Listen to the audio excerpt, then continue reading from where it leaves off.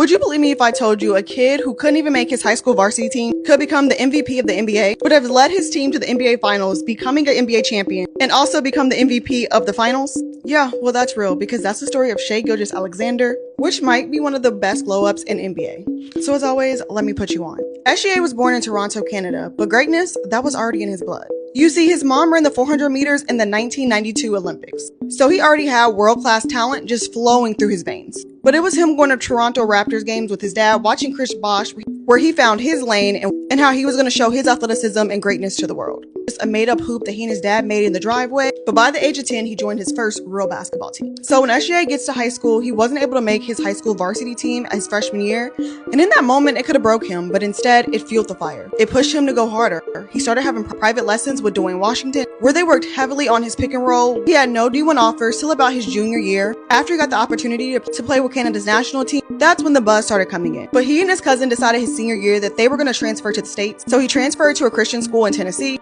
There he earned his 4-star ranking and ended up committing to the University of Kentucky. At Kentucky, people doubted him. They doubted he'd even start, but as always, SGA was used to this. At this point in his career, his jump shot was a little bit shaky, and he wasn't a real flashy guy on the court. But Shai, doing what Shai does best, he kept working until he did get the opportunity to start. He went out there, showed that he could be a floor general, and the position was his, and he never gave it back. And after he'd have a great game and he would do really well, his mom would always call his coach and made sure that the coach always kept her son humble.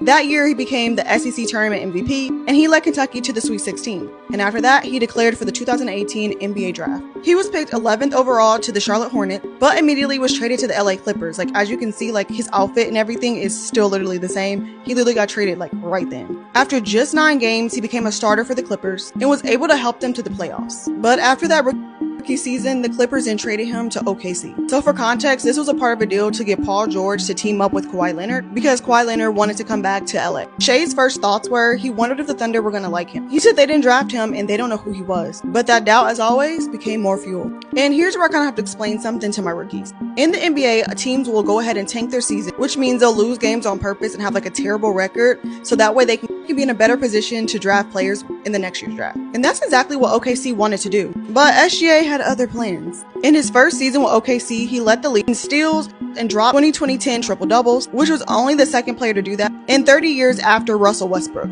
And he was also the youngest player to do it. Year 3, he started out strong but tore a ligament in his foot, so he sadly missed the rest of the season. But of course, that actually helped OKC's plan of trying to tank the season. Year 4, he had more injuries, and again, that really helped OKC's plan of wanting to tank. But by year 5, he was fully locked in. Here's what makes SGA so good. He has one of the best shot fakes in the league. He knows how to draw contact, and by doing that, and by getting fouled, that gets him to the free throw line.